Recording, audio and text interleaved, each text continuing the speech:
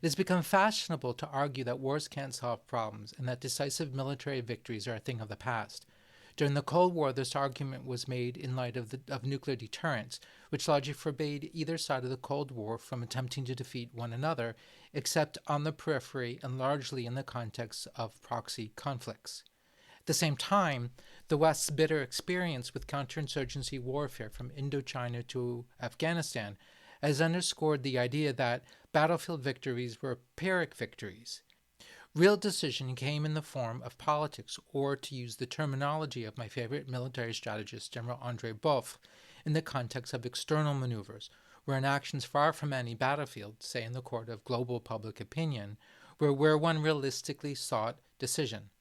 This has been the Achilles heel of Western militaries, which tended, as if by habit, to seek decision by means of military maneuvers in the theater of war.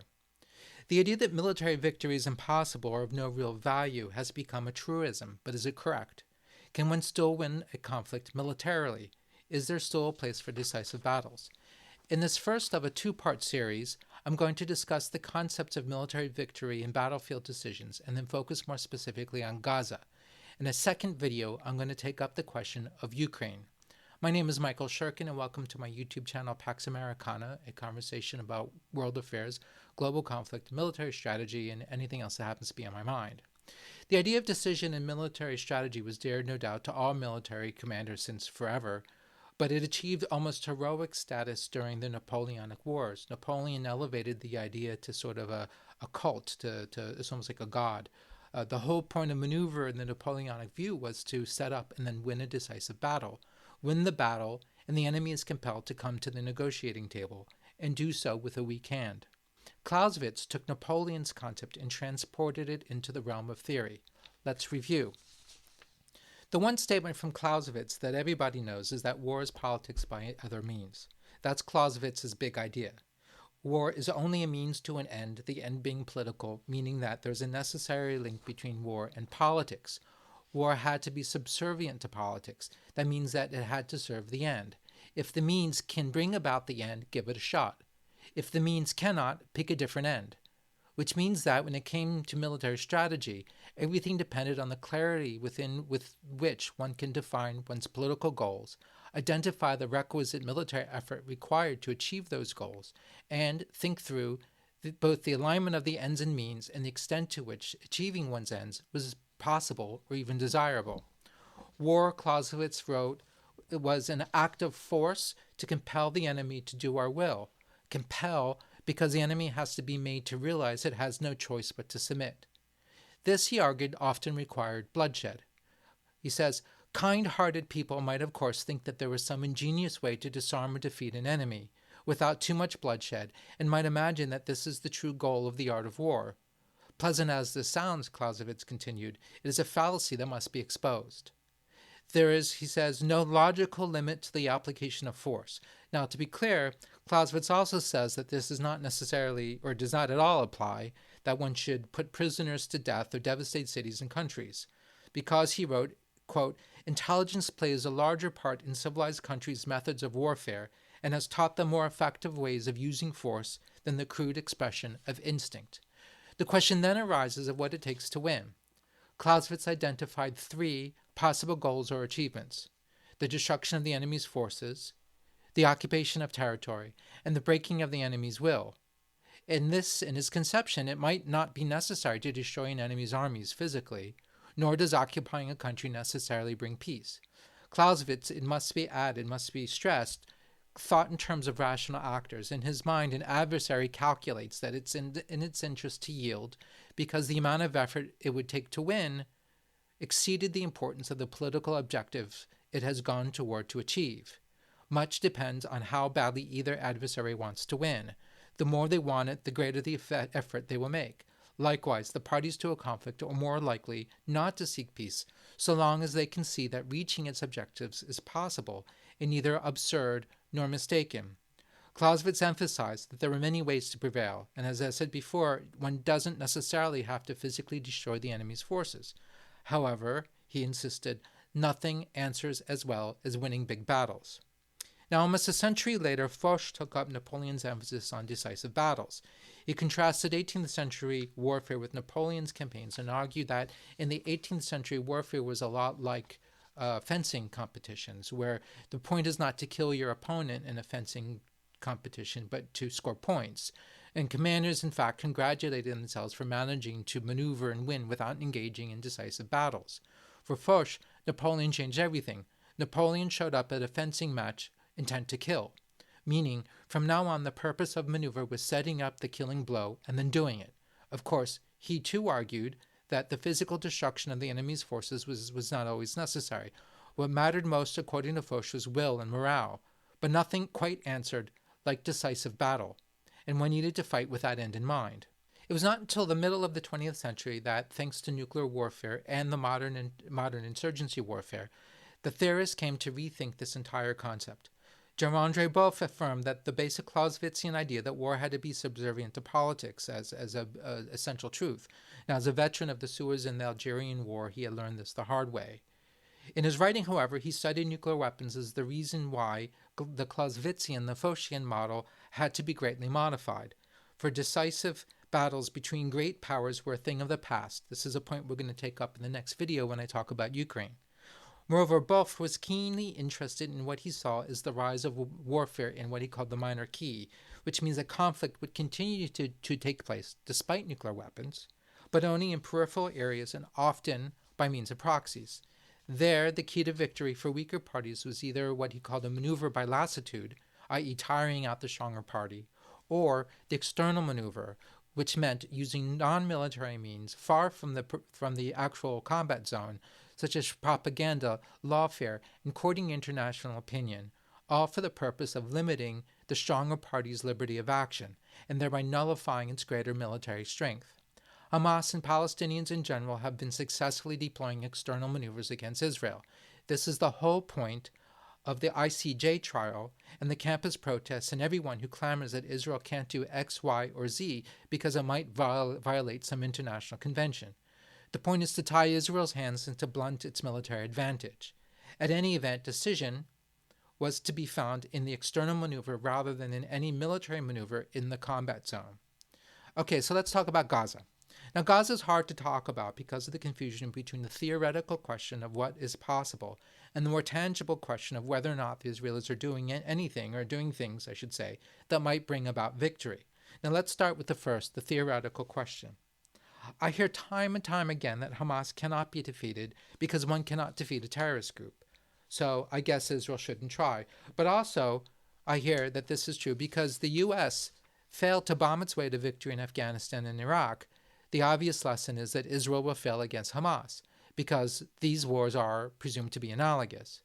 What's necessary, people say, is a political solution.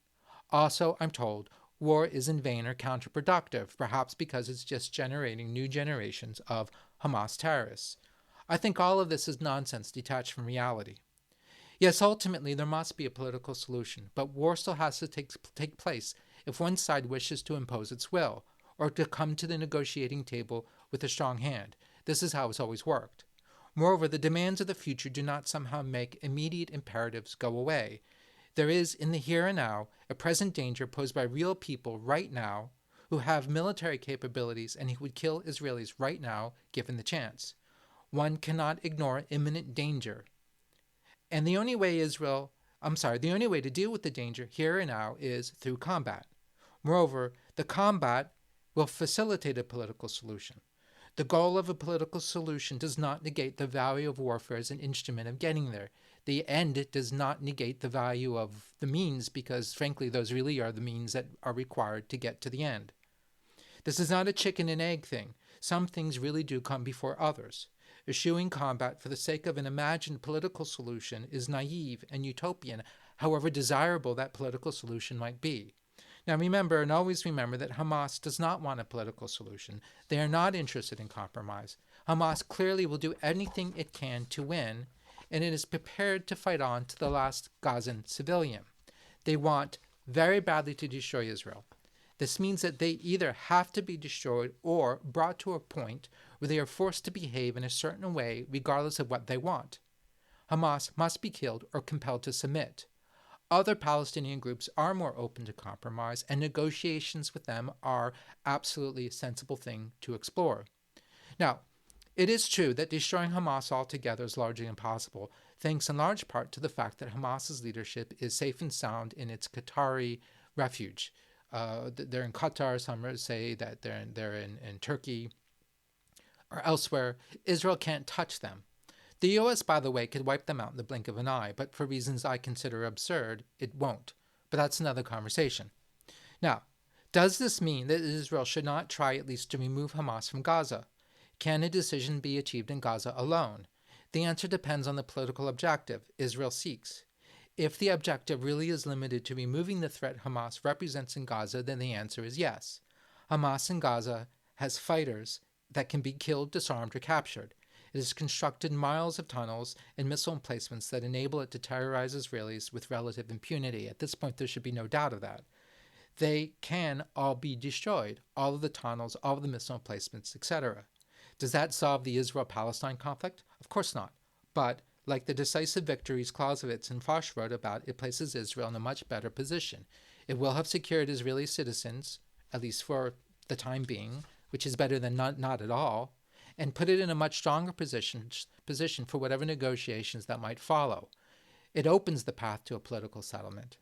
Moreover, not seeking decision in Gaza places Israel in considerable jeopardy. And yes, even if all Hamas were killed, some other group would take up the flag.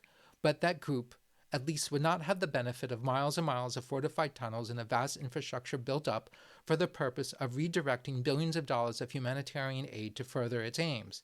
It would not have as its base the entire territory of Gaza and all the resources that represents. Now, it's also important to recall that the Gaza war is not taking place in a vacuum. The Arab world is watching. More importantly, Iran and its proxy, Hezbollah, are watching. They, too, seek not a political compromise, but Israel's death. The single best counter to that is defeating Hamas. Otherwise, Iran and Hezbollah will draw the conclusion that Israel is weak and powerless, that its hands are tied, that its hands have been tied, which means that the external maneuver against Israel has succeeded. Nothing will encourage them more. Meanwhile, the rest of the Arab world also will draw the conclusion that Israel is weak. This is a recipe for disaster, not a recipe for peace. Israel currently enjoys peace treaties with Egypt and Jordan, but only because Israel decisively defeated Egyptian and Jordanian armies. The peace treaties do not exist despite these military defeats. They exist because of the military defeats. Now I'll add this. Palestinians are in truth seeking decision by means of external maneuvers. Israel also needs to counter with external maneuvers of its own. But this is not a limited war on the periphery of Israel's interests, the way Vietnam or Afghanistan was for the United States. That means that the internal maneuver, i.e. military maneuver in the combat zone, must be conducted. Think about it this way. Vietnamese communists did not threaten the U.S. because they could not defeat the U.S. in battle. They focused instead on the lassitude maneuver and the external maneuver. Hamas is doing the same thing. But Hamas also represents an immediate physical danger to Israelis. We all learned on October 7th that the distance between Gaza and Israeli communities is short enough for Gazans to paraglide into the Israeli communities and slaughter the people there. Hundreds of thousands, if not millions of Israelis are within rocket range of Gaza. That can't be ignored just because pundits like to say that a political solution is the only thing that will work. First, one has to stop the rockets, kill the people who put babies in ovens and gang-raped Israeli women, then prevent them from doing it again anytime soon. There is a military solution to all of that. Afterward, one can and should talk politics. But the negotiating partner cannot be Hamas, which has no interest in compromise. It could be forced to sue for a reprieve in the fighting, so if it agreed to a ceasefire, it would only be to save its own neck. But that's only as a result of military pressure. And it's only so as to prepare for another round of fighting. Can Israel do it? Yes. How? War and occupation, with the occupation somehow evolving into some form of Palestinian self-government. Now, we can cynically describe this self-government as a Palestinian Manchukuo, right, the Japanese puppet government in Manchuria. More positively, we can see this as an opportunity to breathe new life into the concept of Palestinian self-governance and perhaps the Palestinian Authority, which, to be honest, I'm all in favor of, as long as whatever Palestinian government exists desists from trying to destroy Israel. Is that really too much to ask for? But what about Afghanistan and Iraq? I'm sorry, but these wars are not at all analogous situations. Afghanistan and Iraq were limited wars that the U.S. fought for limited objectives. It could and largely did just walk away because none of its vital interests were really at stake. I've been told that this isn't true, and the proof is that we dropped X number of tons of bombs on Afghanistan, as if this was the indication of a major effort. But no, in fact, to be honest, for the United States, the tonnage dropped is not a measure of the effort or the intent or the will, because the United States can drop hundreds of thousands of tons of bombs on the other side of the world as casually as most of us pick our noses.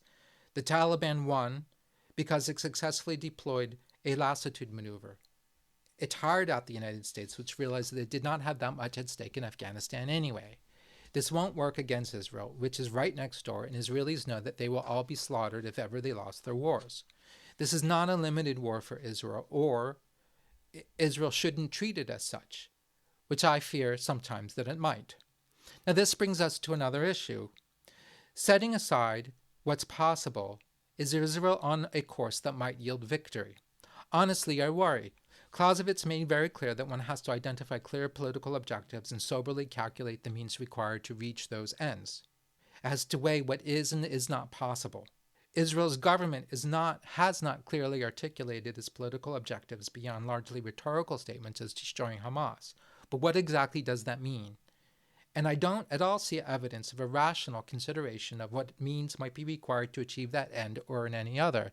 And as I've argued elsewhere, I also wonder about Israel's failure to attend to what might be called the servitudes of strategy, the things that Israel has to do that might limit its military strategy for the sake of, let's say, international politics. Now, I don't see presently Israel going about this war with the scale of effort required. It has not held territory. It has it cleared ground to return to Hamas. It has dithered regarding Rafah. It has demobilized the manpower necessary to do the job right. It has not demonstrated any interest in or preparation for occupying Gaza. Why? Inaptitude, perhaps. Also strategic culture. I've long suspected that Israelis confuse tactics with strategy. They are so good at tactics that they tend not to bother with strategy, and they get away with that basically by improvising. Strategy, perhaps more critically, would require confronting head-on thorny political questions that Israeli leadership consistently since 1967 has preferred to defer. This is in part one of the problems with a democracy. Democratically elected governments too often prefer to kick the can down the road. Israel's government is not alone in this. This is normal, regrettably.